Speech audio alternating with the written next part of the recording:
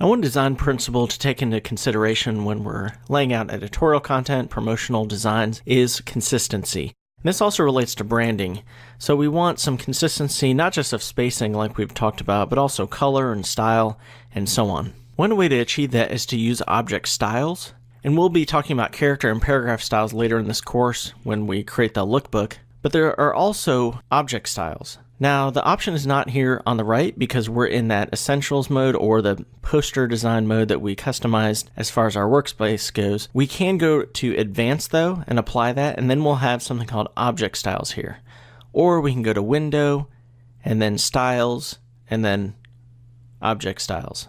So besides consistency and branding, object styles also save time. So when we want to apply the same fill and stroke and layer blending mode and effect to an object that we used on another object, instead of having to separately apply all those effects, we can apply them to an object style and then apply that object style to other objects in our design. So go ahead and select this object over here that we created earlier that has specific styling to it, and then click on Object Styles, and then click then Create a New Style at the bottom, and it will create Object Style 2, for example, Object Style 1, if you don't have any created yet. Now our default is this basic graphics frame. So if I draw a new ellipse, for example, and by default it has basic graphics frame.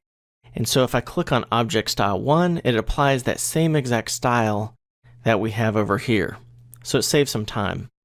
So I'll double click on it, and we can see the formatting right here. For example, the mode is overlay for the object effects. The opacity is 100%. If I go up to the top where it says fill and click those arrows, we can see it's at 100% tint, has a color. We haven't named it. We're going to be getting into color in more detail in the next project, using specific colors from color swatches and so on. And stroke, we have it set to thick for this example, and the stroke weight is 20 point. And then there's the color, it's yellow. So there are a lot of things we can customize, and if we change it here, it will change it for any of the objects that it has that style applied to it. So for example, if I click fill right here and I changed it to green or any of these other colors, it would change it, not just for the one we have selected, but any of the ones that have that style applied to it.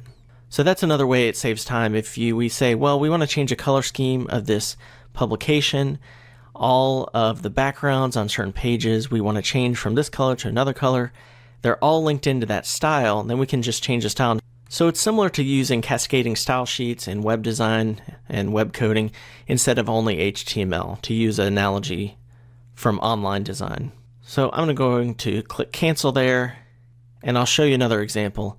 Let's just click and drag out here, and that by default, basic graphics frame, and you'll notice this indicates style applied to new graphic objects. So if I click and drag that over here, for example, now when I draw something new, by default it will have object style 2.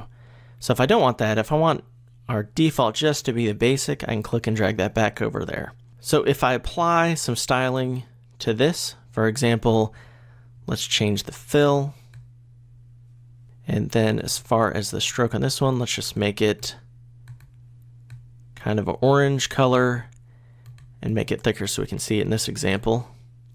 So once I have that, notice that there's a little plus sign there. If I click the create a new style, or up on the top here, new object style, that will create that for us, and we can name it. Let's say blue, circle, orange, stroke, whatever we want to call it, and click OK, and then we have it right here. Now we do need to be careful. If I just click this over here, and then I just click a style, it's going to apply it. So by default, this has basic graphics frame. And then, so if I click Object Style 2, for example, it's going to change everything about that, including the blending mode. So just make sure nothing is selected if we want to double click on one of these and adjust it. And you can also right click on it and go to Edit, of course, as well. And if we want to unapply a style from an object, for example, if we change a style of something and we don't want it to change some of the objects, what we can do is go to the Object Styles panel again, click this top right corner here. I'm going to bring it out here so we can see it better. Click that there, and then just click Break Link to Style.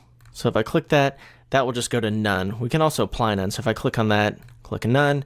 The problem is it gets rid of the formatting that we had earlier as well. So if we want to keep the formatting but just not link it to that style in case we change a style later and you don't want it to affect every object we've applied the style to, then that's how to do that. So object styles help not only with consistency and branding for consistent colors and styles across a publication, but they also help save time. So we don't have to manually change, for example, the color or the styles of various objects. We can adjust that with object styles.